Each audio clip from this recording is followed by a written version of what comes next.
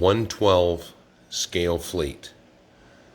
RC 4-wheel drive Beast 2, $600. The Kyosho Blizzard, $200. Cross HC6, $700. The HG 803a, $600. The HG 602, $500. Tamiya XR311, couple $100. Need to buy electronics. Lights and electronics. Lights and electronics. Have to buy all the electronics. Ready to run. No lights, no sound. Have to buy the electronics and the lights. Now there'll be a quiz later. Oh, $800. $600. Stand by for the review. Hello again. It's Jerry. Old Guys Review. So there it is. All done. The p803a from HG Models. So, first off, I'm going to tell everybody, these videos don't give this truck any justice on how big it is. I had 20.2 pounds without a battery when I weighed it. Now, the unlocked diffs seem to become a problem very rarely. So in the video, you'll see sometimes it seems like I'm hung up and I back up and then I go forward. Not a huge issue for me. I'm imagining when this thing's, if I put a load in it, like I just threw a little bit of gravel in it just for, I wanted to show, the difference in this truck compared to the, I think it was the 801 is the cargo one.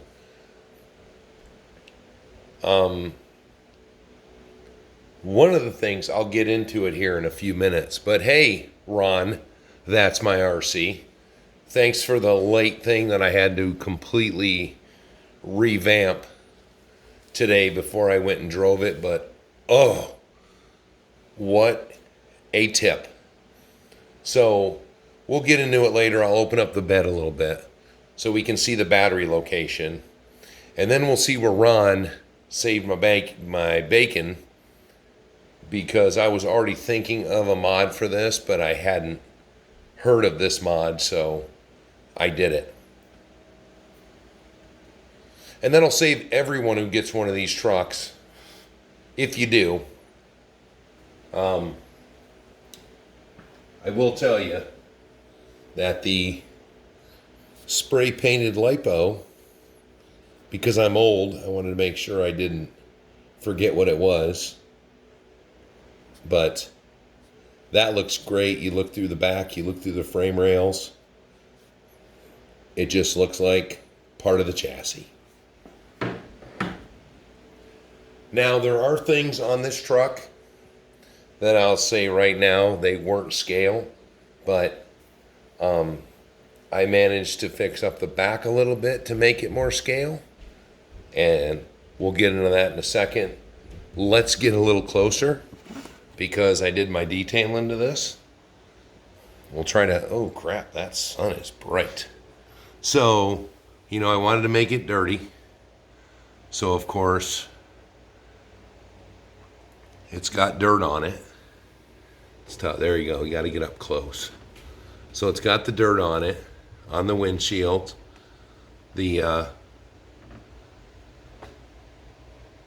I'm just not gonna get a good view, I guess. So it's got some road dirt on it. Let's see, maybe we'll move it over here a little bit. There we go. It's nice and flat. Here is what I was trying new on this truck was something Tamiya's had out for a while. I'm sure other companies do. But I wanted a big can. Flat, crystal clear. So this took that really bright colored green that was on this and made it so it pretty much matches. Let's see, we'll get down here. The bed, you can see it there, the difference between the green on the bed and the green of the original truck, which is right there. It's different. But with the flat, you don't really notice the difference that much. The ammo can or the fuel cans are the same. I did a little something different with the wheels because most Hemmets I've seen, the wheels are completely black. So I just threw a little element of camouflage, I believed, into that.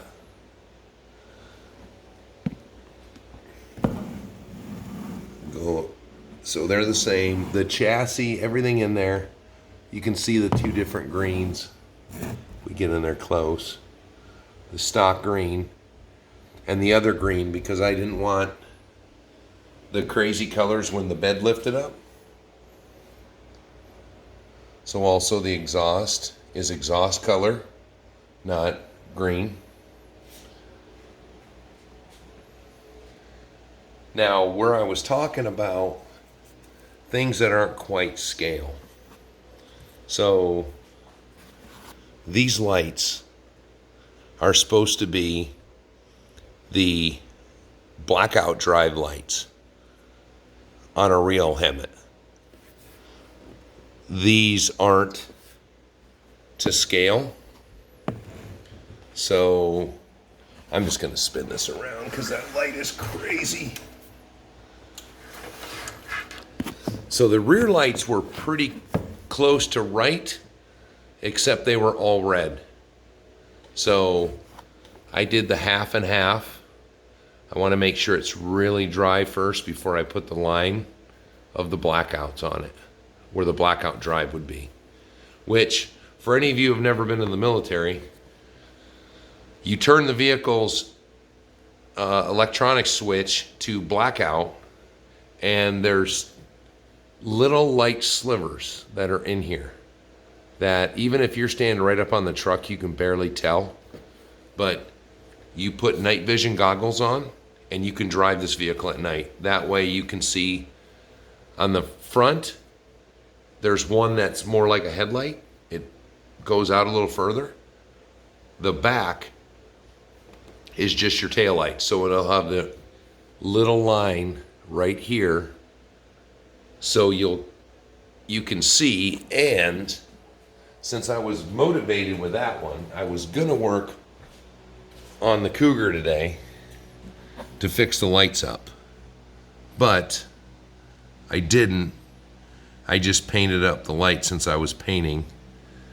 And these actually have an insert that makes it look like you've got the blackout drive. That little line that's in there, it doesn't really want to zoom. It wants to see the front bumper. So that is front and rear on these. So it's got the line. So it looks right. So now we got the taillights modified, which, as we just beam past the cross doesn't have any of the lights that are accurate. So, spinning her around again. So what I did, if you've got tons of patience and you don't care about trying to figure these lights out. So it's fitting to be dark, or it's fitting to be winter. So I wanted my lights to be on all the time. So basically what I did, I used dome light plugs, fog light plugs, any open plug that actually worked on the light controller, so that I had my actual functional lights.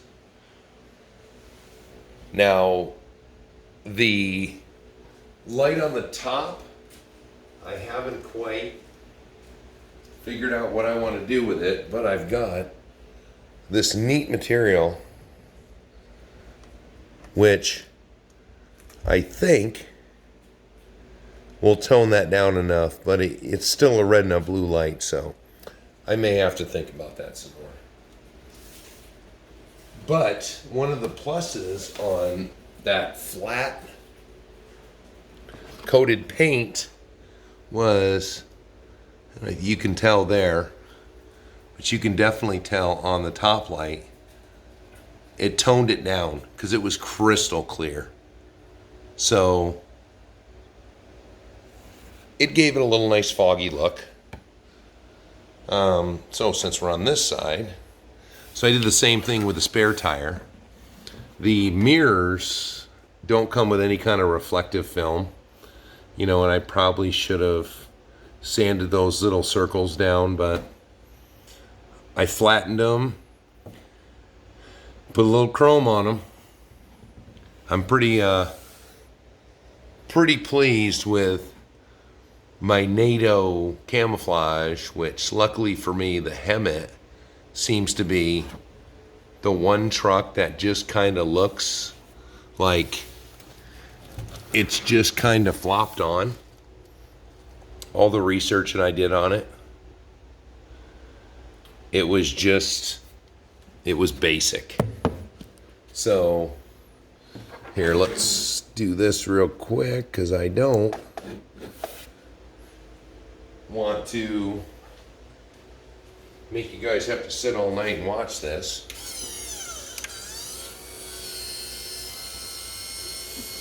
Should have put that on a minute ago so we could have talked while it was working. Now, as a little bit of I said yesterday, and a little bit at the preview, the earlier preview, for the price I paid for this truck and what I have seen, the way it's constructed, the way it operates, I mean, now the instructions could be a little bit more helpful, but HG Models makes a very impressive truck. So I flat painted everything here. The heat shield came off. Everything came off. Then I didn't want any. There's a little bit deep in there, but it's just not generally visible anymore that the wires are all painted. I wanted it to be, everything's concealed. I put a little extra grease on those rams.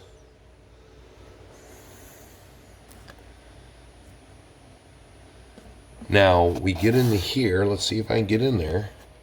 So there's the battery tray. The battery tray has these two loops that go over the battery. I mistakenly, from just reaching in there with my screwdriver, it sounded metallic.